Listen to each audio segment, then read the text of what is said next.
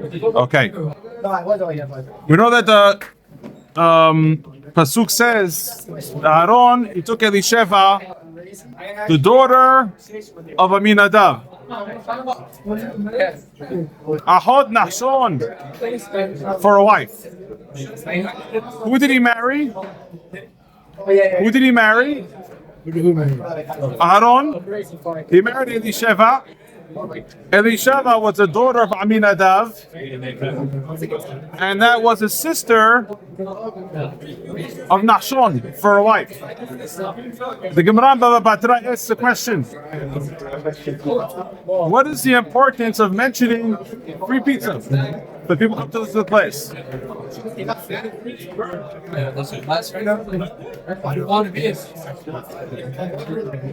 The Gemara says, what's the importance of mentioning that Nachshon was the brother of this woman? What's the importance? And, we know that already. We know that the father of this woman, of Elisheva, the wife of Aaron, we know that if we say that she is the daughter of Aminadav, so that we know automatically that the brother of this woman is Nachshon. What does the pasuk have to come and tell us extra to tell us that Aaron married Elisheva, the sister of Nachshon?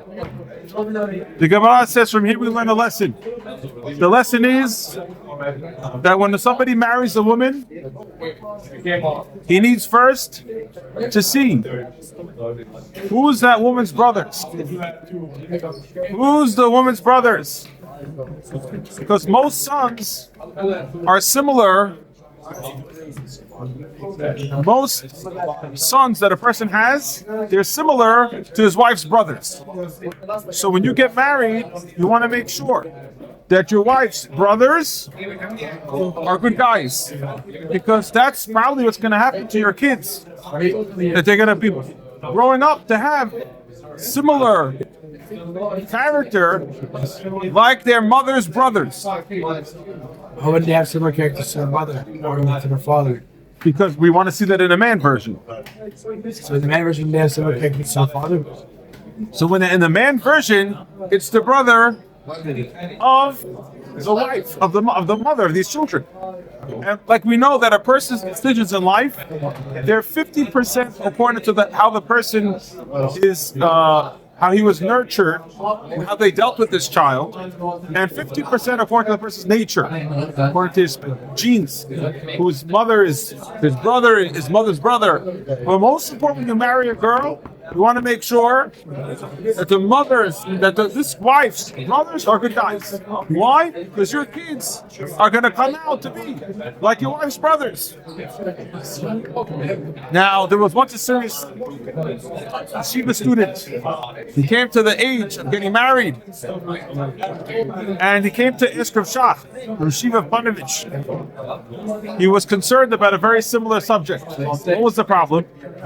The problem was that they brought up to him a very, very special girl, or girl from a very respectable family, and also this girl's father was a very respectable rabbi. And the issue was that this girl's brother, the girl's brother, stopped being an observant Jew, became not religious. And this boy wanted very much to meet the girl and see if it would be a good idea that maybe they'll get married. But at the same time, he was very worried about this Gemara that we just told you, that brothers of your wife are going to have the same character as your children. So he asked Rashach, what should I do? So Rashach answered very clearly, you don't have to worry, because the Chazon Ish already ruled that the children they're going to be like their brother of their mother. It just means to say, regarding the midot, the character traits. The character traits are genetic. But however, the brother's way of life, the brother's free choice, that's something that everybody has free choice. So even though the genetics, the midot, you're going to get like your mother's brother, but the actual free choice, you're not going to get like your mother's brother. Guys, there's more pizza in the oven. So you can have pizza and we'll have much more coming. Just like your brother. Here's pizza in the clay. Rabbi, how do we know that Mito didn't cause him to make those life choices? Those bad life choices. Very, very good question. Very good question. No.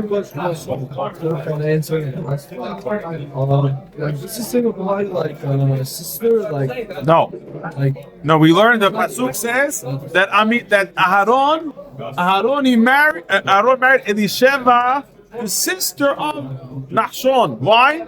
To tell you that the sister has impact. I want to tell you something about Aharon and his family. Very interesting family. You're talking about what type of kids did Aharon have?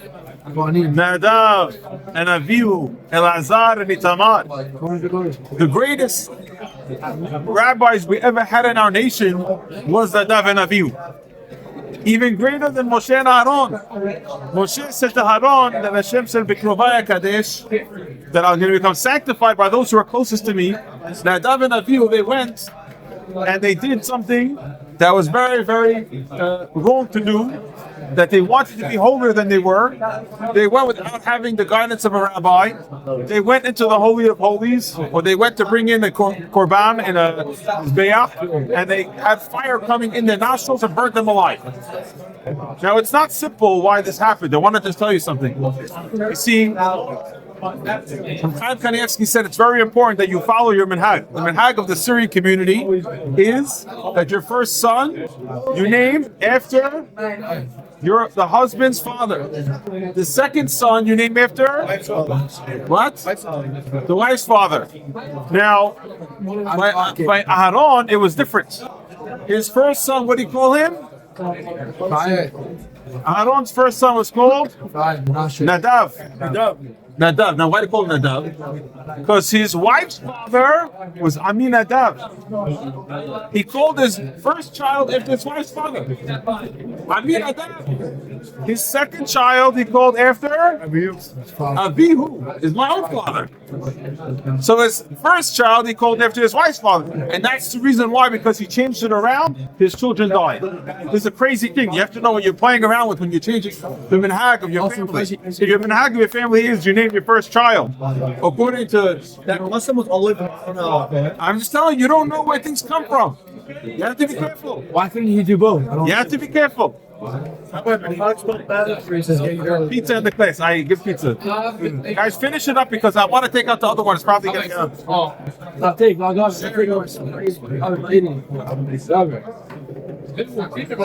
eating it now. I'm not eating after the watch. I want to go to the bathroom. There's more coming. There's more coming. Tell me how it is, guys. How was the pizza? Who had one already? Jacob did. Whenever he had one. Okay, so how was it? Pizza's good? Dude, why can't you switch it up? What's the issue? What? What was the issue with what you did? I don't get it. Like, he named his first child after his wife's father. Nadav. After Aminadav. It's not like, fine. So he didn't have his father. Can you name his second son after his mother's father? He did it the wrong way. He did the first his wife's father. I didn't know he was Syrian. So now we have to also know that how did it happen that Nadav and Avihu were such great rabbis?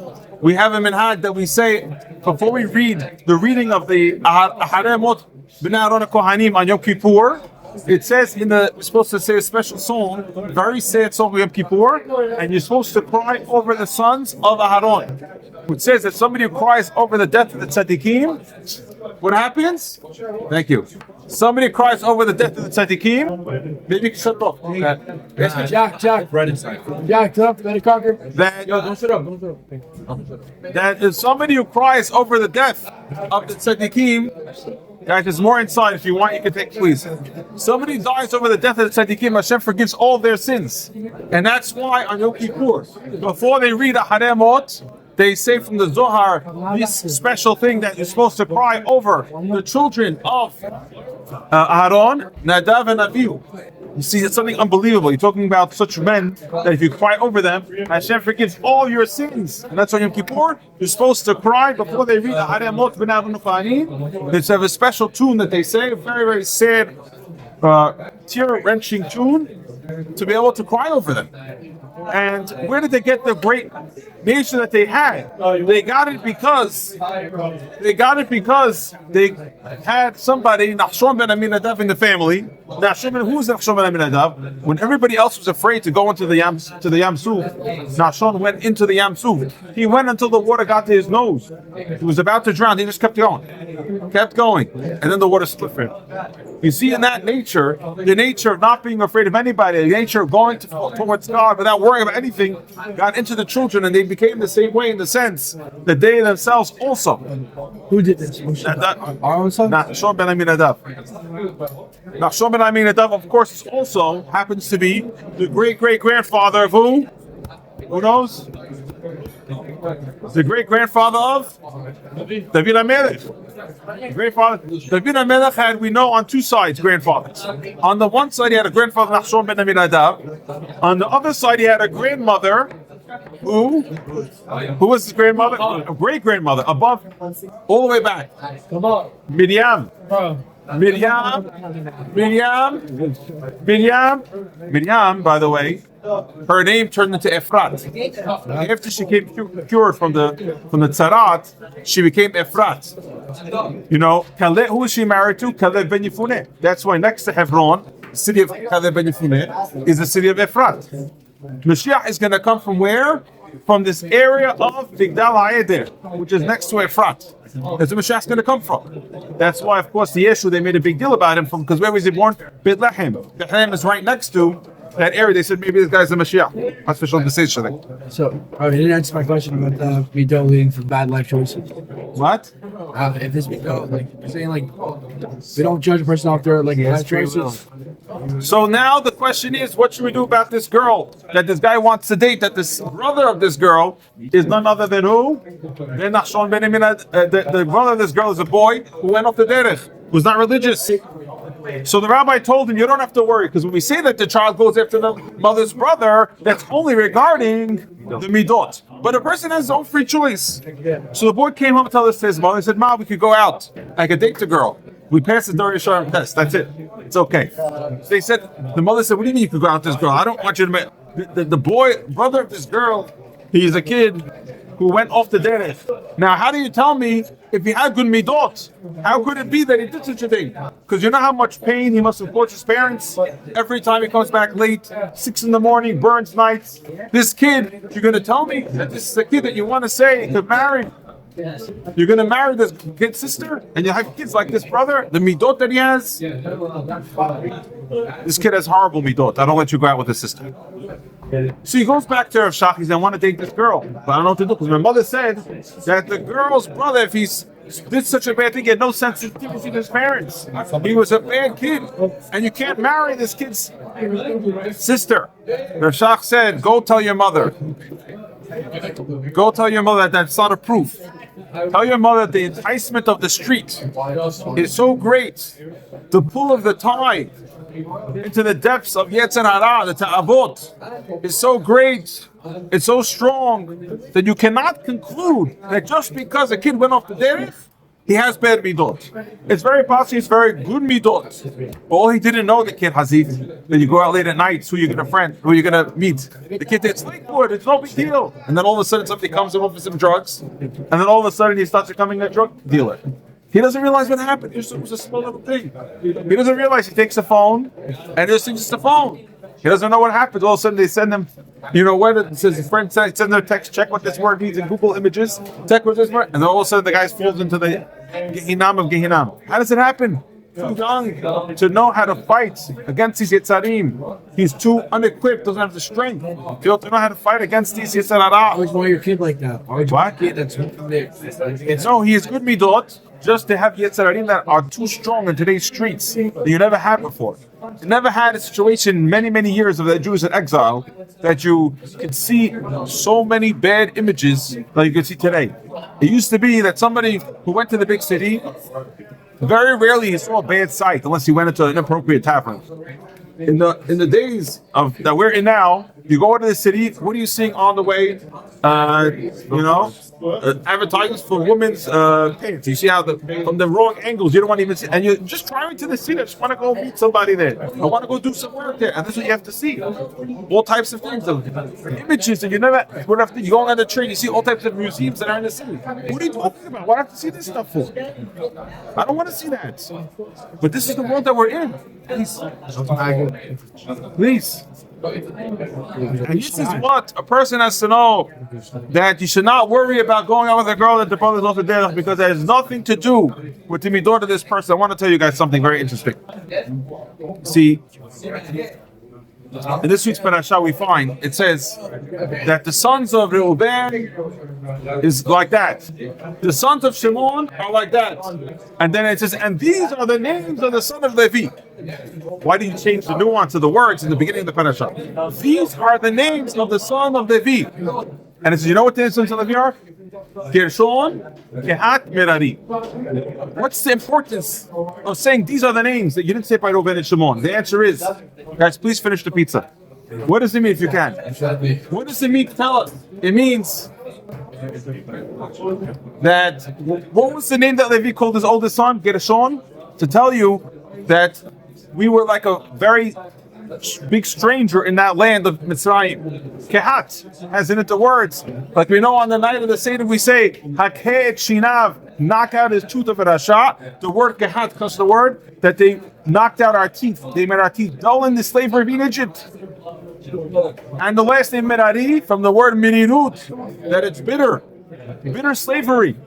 Why did they say that the names of Levi, these are the names of Levi, to teach you that Levi, even though he wasn't part of the slavery himself, but he felt the feelings of the Jewish people, and he called his children after the pain of the other ones. And you see also Amram. Amram calls Miriam the name Miriam. By the way, I was always afraid to call my daughter Miriam. My daughter was born Parashat Ba'alotcha. I was afraid, and I know that Rav Ovadia Yosef says two names not to call girls. That these, of course, if you call them, these are beautiful names and they're great tzaddikim, and not to have regret on these names. But great rabbi said these names keep coming to them from prayers. They pray for these names. The two names are Rachel and Miriam. These two names, if you add a name to them, great. But if you don't add a name to them, they can be names that can have difficult lives. Even though they can have great lives of great kindness. We know that Rachel Imenu, she died at age 37.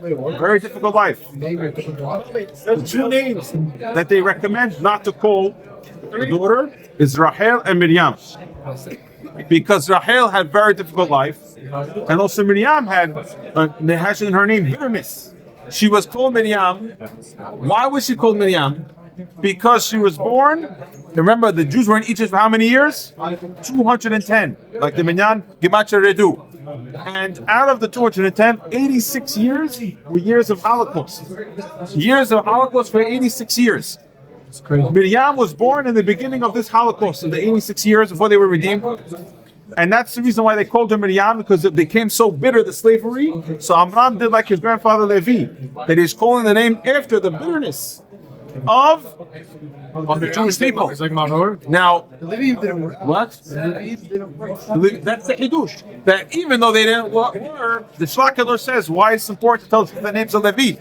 To tell you that even though they didn't work, the Levi people, because they went to Bet Midrash, but they still felt the pain of the Jewish people. That's what gave Moshe Rabbeinu the power. That when he got older, he started feeling bad for his brothers who were in slavery. He went to help them. What do you learn from here? You learn from here that it's your responsibility to feel the pain of other people.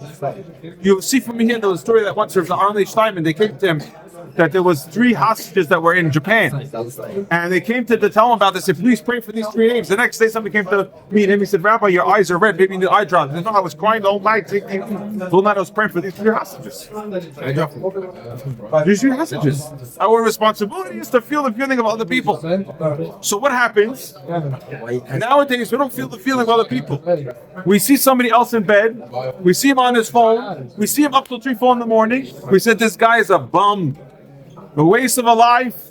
Tell him something. Tell him, do something with your life. You're so stupid to think that. You're so supposed to think. When you see somebody in bed, you say to yourself, this guy wants to get out of bed. This guy, if he can have a pill here on the table, I'll take this pill and I won't have a digital addiction. Everybody would take it. Everybody would take it. Just yesterday, a reporter was talking to a certain boy here. He said, a guy spends 1/6 of his day on his telephone. That means that every 6 years, if you take out a year of time, you play the math differently. Every 6 years, a whole year is like 6 years of work, 7-year brain dead. It's brain dead for a year. The guy wants to take the pill, but he can't. He's stuck in a digital addiction. He doesn't know how to get out of it. So instead of telling this guy something, feel the guy's pain. We think you only have to feel the pain of the hostages. You know what? Our rabbis tell us that there's also other types of hostages. There are people that are in a hostage of the Yetzer Hara. And the guy has the Yetzer Hara hasn't connected. He's in chains to his digital addiction. He's in chains to his addiction to porn. Chains in his addiction. Chains in addiction to his gaming. Chains in addiction to his gambling. And he can't get out of it. And all he wants is to be able to get out of something, feel his pain. He has something from his past. And if you feel this guy's pain, you'll help him get out of it. Show him that you're there for him. The guy's not, bring him a tea. Oh, you're not feeling good? Oh, what's wrong? Not feeling good. Don't pull him out of bed. Something's wrong. He's not able to get out of bed. First, come to the planet. Feel. You know why? Because this person is locked in his Yetzer Hara hostage. He's a hostage. Now you tell me, how do you say hostage? You think about the hostages there. They're missing fingers, missing limbs. They're being raped. Tell me, saying they're hostage. Our rabbis tell us that it's worse to make somebody sin than to kill him. Because when you kill somebody, you make him lose out on this world, but he has an eternal world. But if you make him sin, you made him lose out on the world to come, which is much, much, much worse. And that's the reason why somebody's in hostage as Yetzer Hara. You have to remember that this guy's in pain. Feel the person's pain. Realize, like Rav Shach said to us, that when somebody is off the derech, it's not because he's a bad midot. It's because he got stuck with the street. Baruch Adonai, amen, v'amen.